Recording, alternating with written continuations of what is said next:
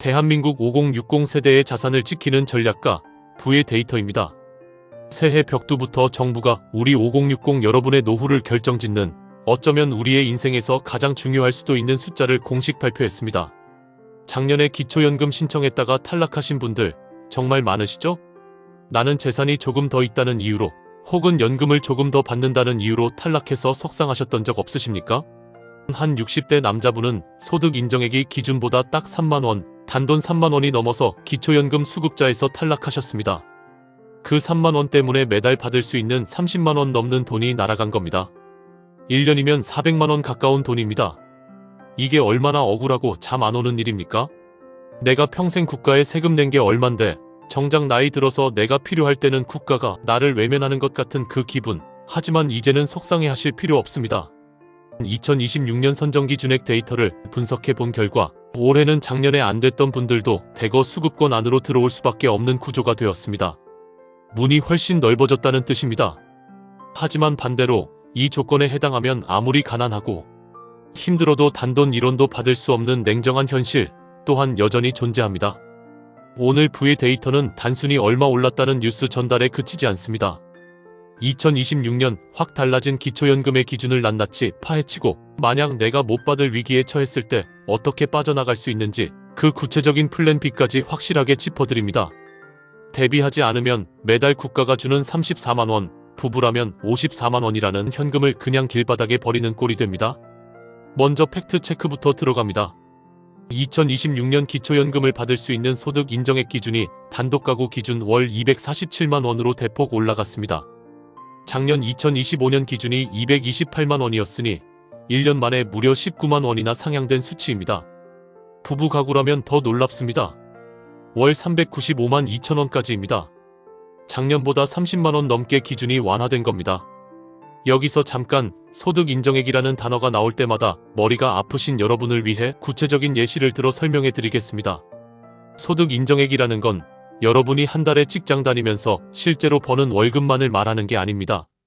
만약 월급만 따진다면 대한민국 노인 90%가 다 기초연금을 받았을 겁니다. 정부는 그렇게 호락호락하지 않습니다. 쉽게 말해서 내 월급 통장에 찍히는 돈에다가 내가 깔고 앉아있는 아파트 가격, 은행에 넣어둔 예금 이자, 그리고 내가 타고 다니는 자동차 가격까지 전부 다 합쳐서 돈으로 환산합니다. 이것을 소득 인정액이라고 부릅니다. 예를 들어보겠습니다. 서울에 사는 김철수님이 계십니다. 김 선생님은 은퇴 후 특별한 소득은 없고 국민연금만 50만원 받습니다. 그런데 시가 5억원짜리 아파트 한 채가 있고 은행에 예금이 1억원 정도 있습니다. 김 선생님은 본인이 소득이 없으니까 당연히 기초연금을 받을 거라고 생각하시겠죠? 하지만 정부 계산기는 다릅니다.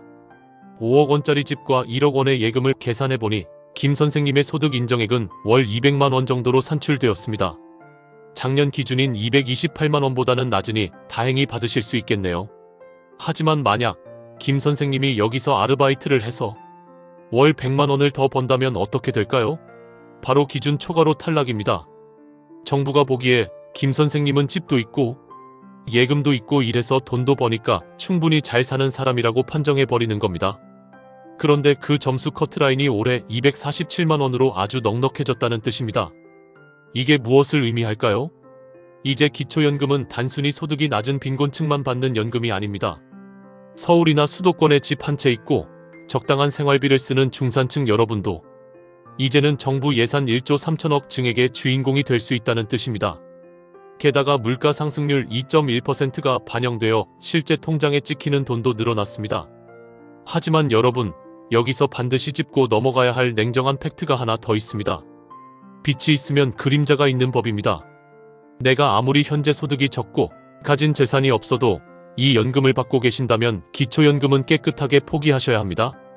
바로 공무원연금, 사학연금, 군인연금, 그리고 별정우체국연금 수급권자와 그 배우자입니다. 이 부분에서 정말 많은 분들이 분통을 터뜨리십니다. 이런 하소연을 정말 많이 듣습니다. 선생님, 저는 공무원 생활을 딱 20년만 하고 그만둬서 연금이라고 해봤자 한 달에 100만원 남짓 나옵니다. 옆집 박씨는 국민연금 150만원 받는데도 기초연금까지 받아서 저보다 훨씬 많이 가져가는데 이게 말이 됩니까? 혹은 이런 경우도 있습니다. 평생 가정주부로 사신 이 여사님은 남편이 학교 선생님이었다는 이유 하나만으로, 즉 남편이 사학연금을 받는다는 이유 하나만으로 본인의 기초연금 자격까지 박탈당했습니다. 이 여사님이 무슨 죄가 있습니까? 하지만 현재 법이 그렇습니다. 직역연금 수급자는 소득 하위 70% 기준을 따지기도 전에 아예 대상에서 원천 배제됩니다. 심지어 본인뿐만 아니라 배우자 중 한 명만 이 직역연금을 받고 있어도 부부 두 분 다 기초연금 대상에서 빠지게 됩니다. 이것이 정부가 뉴스에서 크게 떠들지 않는 2026년 기초연금의 가장 어두운 그림자입니다. 그렇다면 여기서 주저앉아야 할까요? 정부가 안 준다고 하니까 그냥 포기하고 있어야 하나요? 억울하다고 술 한잔 드시고 화만 내고 계실 겁니까? 아닙니다. 그래서는 아무것도 바뀌지 않습니다. 길이 막혔으면 돌아가는 길을 찾아야 하고, 문이 잠겼으면 창문이라도 열어야 합니다. 부의 데이터가 제시하는 구체적인 비책, 플랜 B를 지금부터 하나하나 공개합니다. 첫 번째 전략은 일반 수급 대상자지만 재산 때문에 탈락 위기인 분들을 위한 비책입니다. 기초연금 탈락의 주범 1위가 무엇인지 아십니까? 집값? 예금? 아닙니다. 바로 자동차입니다. 많은 분들이 이 부분을 너무 쉽게 생각합니다. 내가 타는 차가 좀 낡았으니까 괜찮겠지 생각하시는데 천만의 말씀입니다. 배기량 3000cc 이상이거나 차량 가액이 4천만 원 이상인 고급 승용차를 가지고 계신가요? 그렇다면 그 차는 기초연금 계산식에서 월 소득 100%로 잡힙니다. 이게 무슨 말이냐면, 예를 들어 여러분이 4천만 원짜리 제네시스를 가지고 있으면 정부는 여러분이 아무 일도 안 해도 차에서 매달 4천만 원의 현금이 쏟아져 나온다고 간주해 버립니다. 말도 안 되는 계산법 같지만 실제 규정이 그렇습니다. 당연히 소득 인정액이 4천만 원이 넘어버리니 기초연금은 100% 탈락입니다. 실제로 62세 박 사장님 사례를 들려드리겠습니다. 이분은 사업하시다가 실패해서 지금은 소득이 거의 없습니다. 사시는 집도 월세입니다. 당연히 기초연금 받을 줄 알고 신청하셨는데 탈락 통지서가 날아왔습니다. 이유를 알고 보니 10년 전에 사업할 때 뽑았던 대형 세단 그랜저 때문이었습니다. 차는 낡아서 헐값이 됐지만 배기량이 3000cc가 넘는다는 이유로 고급 승용차로 분류되어 탈락하신 겁니다. 그렇다면 어떻게 해야 할까요? 박 사장님께 드린 솔루션은 간단했습니다. 당장 그 차를 처분하거나 명의를 돌리는 것입니다. 2026년부터는 친환경 차량에 대한 혜택이 일부 조정되었지만 여전히 고배기량, 고가 차량은 위험합니다. 자녀에게 차량 지분을 100% 이전하거나 아예 중고차 시장에 파시고 3000cc 미만의 차량 가액 4천만 원 미만의 차로 바꾸셔야 합니다. 내 차가 지금 얼마로 잡히는지 모르시겠다면 보험개발원 홈페이지에 가서 차량 기준가액을 지금 당장 조회해 보십시오. 그 숫자 하나 때문에 매달 34만 원, 부부 54만 원이 공중분해되고 있을 수 있습니다. 두 번째 전략은 집값과 관련된 공제 제도를 활용하는 것입니다. 많은 분들이 서울에 집 한 채 있으면 무조건 안 된다고 지레짐작하고 신청조차 안 하십니다. 정말 안타깝습니다. 기초연금에는 기본재산액 공제라는 아주 훌륭한 방패가 있습니다. 2026년 기준으로 서울 같은 대도시는 1억 3,500만 원, 중소도시는 8,500만 원, 농어촌은 7,250만 원을 여러분 재산에서 아예 없는 셈 쳐주고 빼줍니다. 여기에 금융재산 공제 2천만 원까지 더하면 생각보다 많은 금액이 빠집니다. 특히 주목하실 점은 집값이 하락한 지역에 사시는 분들입니다. 정부가 매기는 공시가격은 1년에 한 번 정해지는데 실제 집값은 뚝 떨어져서 실거래가가 공시가격보다 낮은 경우가 종종 발생합니다. 이럴 때는 가만히 계시면 안 됩니다. 주민센터로 달려가셔서 상의해보세요. 지금 우리 아파트 실거래가가 5억인데 공시가격이 6억으로 잡혀 있어요. 이것 때문에 내가 기초연금 떨어진 거 아니냐면서 조정해달라고 요청해보세요. 실제로 공시가격이 내려가면 재산점수가 깎이고 재산점수가 깎이면 탈락했던 기초연금이 기적처럼 부활할 수 있습니다. 가만히 있으면 아무도 챙겨주지 않습니다. 탈락 통지서를 받은 날로부터 90일, 이 90일이 골든타임입니다. 이 기간이 지나면 구제받기 정말 힘들어집니다. 절대 놓치지 마십시오. 세 번째 전략은 앞서 말씀드린 직역연금 수급자분들을 위한 대안입니다. 공무원연금, 사학연금 때문에 기초연금을 못 받는다고 해서 넋 놓고 계시면 안 됩니다. 나라에서 안 주면 내 돈 내가 지켜야 합니다. 다른 주머니를 차셔야 합니다. 바로 세테크입니다. 2026년에도 유지되는 연금계좌 세액공제 한도를 꽉 채우십시오. 연금저축과 IRP를 합쳐 연간 900만원까지 납입하면 연말정산 때 최대 16.5%, 금액으로 따지면 무려 148만 5천원을 세금에서 돌려받습니다. 생각해보십시오. 기초연금 34만원씩 넉 달치가 넘는 돈을 세금 환급으로 챙길 수 있는 겁니다. 이건 나라에서 합법적으로 허락한 보너스입니다. 공무원 연금 받으시는 분들, 연금소득세 내시죠? 그 세금을 이걸로 다 돌려받으시는 겁니다. 이걸 안 챙기면 그게 바로 손해입니다. 또한 직역연금 수급자라 하더라도 아주 예외적인 경우에는 기초연금을 받을 수 있습니다. 예를 들어 연금 대신 일시금을 받은 지 5년이 지났거나 본인이 직역연금을 받는 게 아니라 배우자가 사망하여 특정한 조건의 유족연금만을 수령하는 경우에는 예외적으로 신청 자격이 주어질 수 있습니다. 선생님이 여기에 해당할지도 모릅니다.